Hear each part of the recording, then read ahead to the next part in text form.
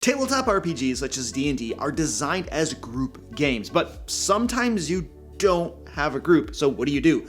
Go cry in a corner? Well, perhaps not quite yet. Before you retreat to your favorite spot with your trusty box of Kleenex, why not try playing D&D by yourself? Hi, I'm Luke Hart, and on this channel, I share my nearly 30 years of Game Master experience so that you can run amazing games that your players will love. And today we're talking about 5 different ways you can play solo D&D. We'll be breaking them down, explaining how to play D&D using each method, and giving you the pros, cons, and overall rating of each of these 5 methods. Before we dive in, I want to give a massive shout out and thanks to my friend Ed Robinson for the hours and hours he spent researching this topic and testing out all these solo play methods. This video would not be possible without his help. Number 1, D&D with ChatGPT. Let's start with the most obvious method, shall we? There are 2 ways I tried playing solo D&D with ChatGPT. First, I just told it to run a D&D game for me. It asked me if I had any high-level preferences and if I needed to create a character or already had one. I told it I wanted to play a gritty game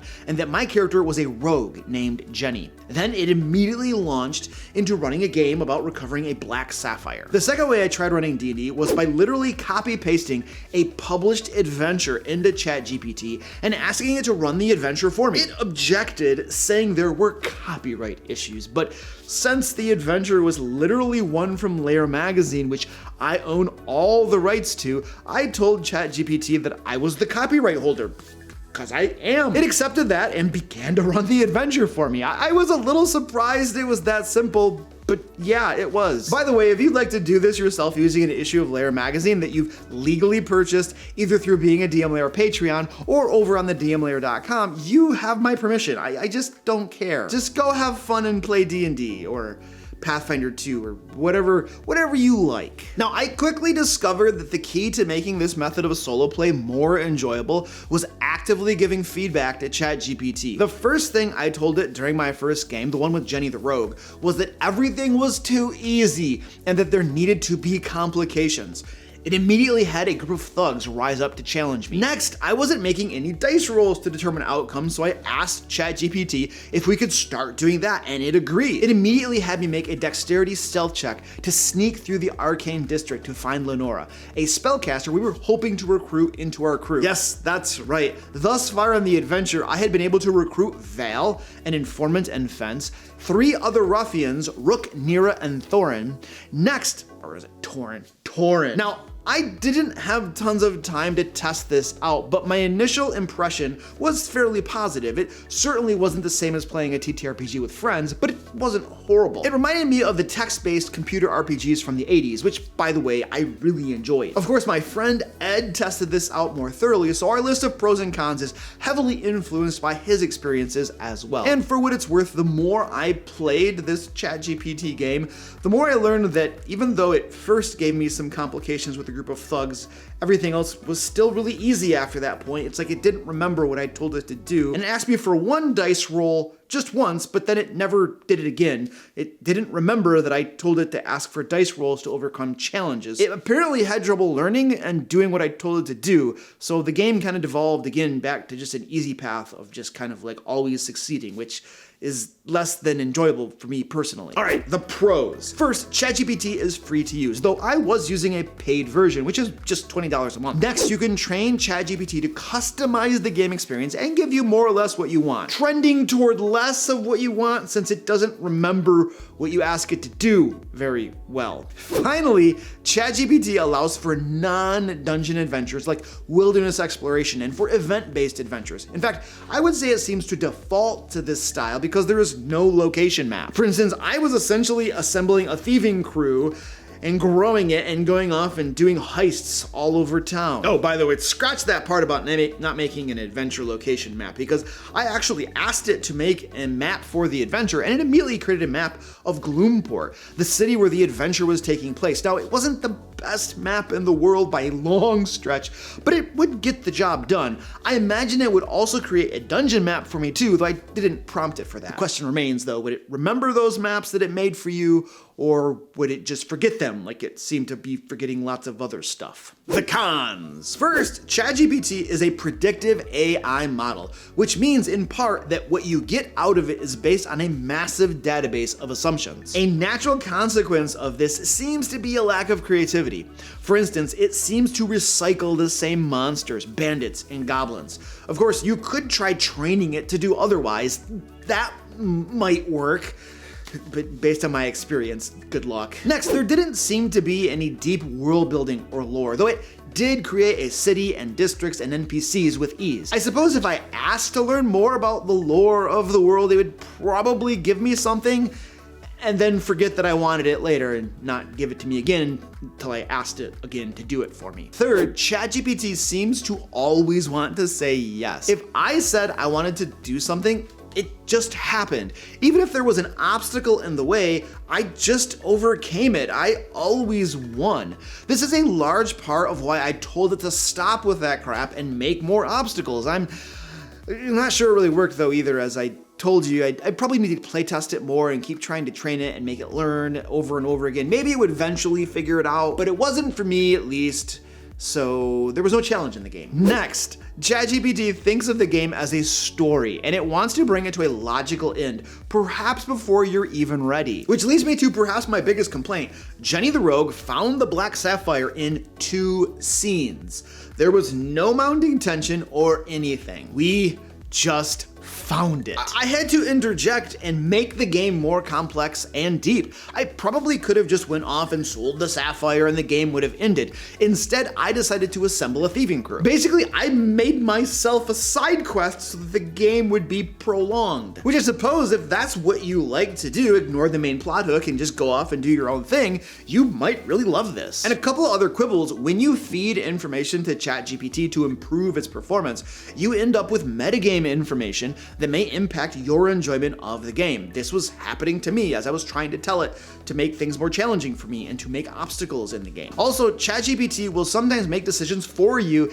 even if you tell it not to, and it may even occasionally talk for you. For instance, it had Jenny and her crew sneak into the arcane district before I told it to. However, I did just tell ChatGPT to rewind the scene, and it did, no questions asked, so I guess it's not too big of a deal. Overall ranking. Now, Ed's overall ranking was 3 out of 5. It was fun for a little while, but became repetitive, and there were some surprises, but nothing mind-shattering. My personal overall ranking was initially 4 out of 5 when I was scripting this video, but then I played it more, and I think I'm definitely lowering that down to a 3 out of 5. Now, granted, I didn't play it for too long, but I definitely felt myself becoming invested with my story with Jenny the Rogue, and I was rather excited to be assembling a thieving crew, something that is often not possible in group games for various reasons that I would agree with. I will probably keep on playing this game here and there when I have time. I do want to be very clear though, that I personally enjoy text-based RPG games as I grew up playing them. So bear that in mind.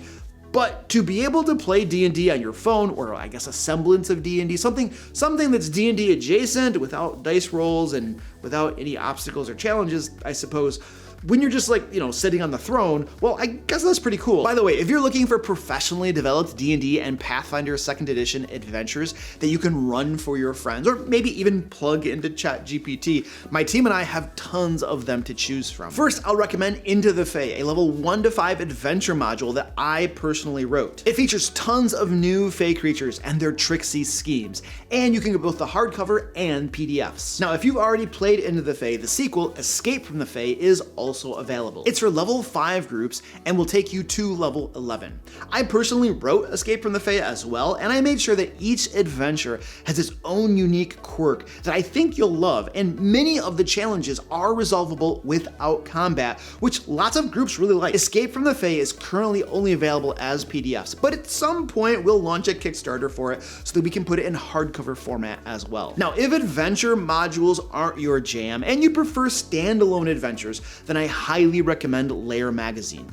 Each issue has 2 or 3 adventures along with other elements such as traps, puzzles, and new monsters. The best way to get Lair magazine is by becoming a DM Lair patron, where you'll get a new issue for both D&D 5th edition and Pathfinder 2nd edition each month. Of course, everything is available over on the DMLair.com, Into the Fae, Escape from the Fae, and back issues of Lair magazine. Number 2, guided solo D&D using Dungeon Master aids. Now there are lots of guides out there for solo play, but most of them are instruction books rather than actual game aids. So when Ed playtested this method, he used the Solo Adventurers Toolbox Parts 1 and 2 by Paul Bimler. You can find it on the DM's Guild for $15. It turns out this is a fantastic guidebook with lots of options and tables, a collection of tools that adapt D&D into a solo game by replacing the DM with player creativity and elements of being the DM in the book itself. Here's the basic concept. First, you have the Oracle, who answers your yes or no questions, such as if a door is locked or a room contains something dangerous, or if an NPC is keeping secrets. Then there is a 6d12 method that helps flesh out the map and dungeon details, monster encounters, and other game elements. Finally, there are lots of random tables. No, really, there are so many random tables. For instance, there is a monster actions table to keep you from having to decide what the monsters do. There's a keyword table to provide guidance on ambiguous things like NPC secrets or motivations. And then basically you make your own character or party of characters and set off on an adventure using the random tables. The pros. First, you essentially have a dungeon master built into the books that makes choices using your die rolls which guide gameplay. Next, you can easily play non-dungeon or event-based adventures. Finally, there are so many options in the Solo Adventurers Toolbox that you could play for years without playing the same adventure twice. The cons. First, you do need to learn a new system of rules that sit over the core rules of D&D, though they are fairly easy to learn. Finally, there are times when a lot of the DMing work is passed off to your imagination as the player. Of course, this may be a pro if you enjoy that. Now, the overall rating here is a 4 out of 5. For Ed, this was easily the best way to play solo D&D. He found it lots of fun to play, even though there was some upfront work to do. The books do allow for some fun surprises, but since a lot is put into the player's creativity, that dulls the ability for mind-blowing surprises to occur. By the way, if you're finding this information useful, please give me a thumbs up and share this video with a fellow game master. And if you're not already subscribed to my channel, why not? Come on, do your part to prop up my fragile ego. Number 3, using only the core books. If you're not willing to drop a measly $15 for the Solo Adventurers Toolkit, you could just use the core books. I am a professional talkie person, and I sometimes cannot talk. Anyway, this method essentially involves creating your adventuring party, creating your own adventure, though you can use some random elements to shortcut the process, and then playing the adventure you created with the characters you created. Sounds riveting, doesn't it? Now, if you do want to do this, here are some useful tools in the D&D 5th edition Dungeon Master Guide that will help. For creating a plot hook for the adventure, you can use the random table of event-based goals on page 76 to figure out what the characters are trying to accomplish. Then on page 101, you can use the dungeon history table to determine what the dungeon the characters are trying to go into is all about. Not talking today. That table is going to help you determine what the dungeon the characters are going into is all about. Yeah, that's probably a much better reading of my teleprompter. I suck. You might also use the weird locales table on page 109 to set the adventure in a strange locale, if so desired. For designing the dungeon itself, you can use Appendix A, Random Dungeons, on page 290, in conjunction with a map in the appendix or one that you grab online. For instance, we have full-color digital map packs available over on the DMLair.com that you could use. Then you'll need random encounters to stock the dungeon with. Guidance for creating random encounters is on page 85 of the DMG. It's actually fairly useful and talks about not just how to make a table, but how to make the encounters meaningful and advance the story. There are also random encounter tables in Xanathar's Guide to Everything that you might use, but that's an additional book to buy, of course, which means we're no longer just using the core rule books and breaking the whole point And you're probably angry at me right now, but I'm gonna ignore that and just move on. And that's probably enough to get you going, though the Dungeon Master Guide is filled with lots of more options, lots of other options to flesh things out even more. For instance, page 71 has information on creating adventures. Page 244 has social interaction rules so that you can include some non-combat encounters. Page 89 has NPC appearance and ability tables. And then the magic items chapter has guidelines on creating treasure for your adventures. It's like I said, you're literally creating an adventure, though with some random elements baked into it, and then you're playing it yourself. Pros. First, you can do this with just the core books, and there is infinite replayability. With it, you just keep creating more adventures or more random tables to use. And that's it. That's the pros. The cons. This is when it gets rough. First, you have to create your own adventure. Second, did I mention that you have to create your own adventure? As someone who creates lots of adventures, that's no small task. Next, there isn't much story to the adventures unless you create the story yourself, which is a little bit more work, obviously, which leads us to the next big con. There are no surprises. You literally created the adventure yourself. What do you think could possibly surprise you? Finally, you're gonna end up with a combat-heavy game, which I suppose could be a pro if that's a thing that you enjoy. However, if you want social interaction, then you're gonna end up just, I don't know, talking to yourself a lot, like going back and forth, which is a little weird, and I would recommend you do that where like no one can observe your budding insanity. And then of course the exploration element is shot because, in case I forgot to mention it, you know everything already because you created the darned adventure yourself. So let's move into our overall rating for this method. Ed rated this a 3 out of 5 if you want an inexpensive play experience and light combat. However, just thinking about this, I'll call this method a 1 out of 5, my own personal rating. Now, I've never actually tried this, so big grain of salt, massive grain of salt here, but I just can't see the fun of making an adventure and then playing it yourself. I personally find creating adventures very enjoyable, which is why I do it so much for my games, but I wouldn't want to play my own adventure myself. I want to run it for others and pass on the fun and see how they react and what they do and all that kind of cool stuff. Because I already know the answer to my own adventure. Yeah. Number 4, using a published adventure. Oh, wait, what's that you say? You don't want to create your own adventure and then play your own adventure? Well, then I'd say you are a rational person and hopefully in good company. Anyway, this method is pretty simple. Make your party of characters, grab a published adventure module or anthology of adventures, such as Into the Fae or Lair magazine, and then start playing. But here's some quick notes. First, skip the background information that is intended for the DM's eyes only, as it will obviously spoil your game experience.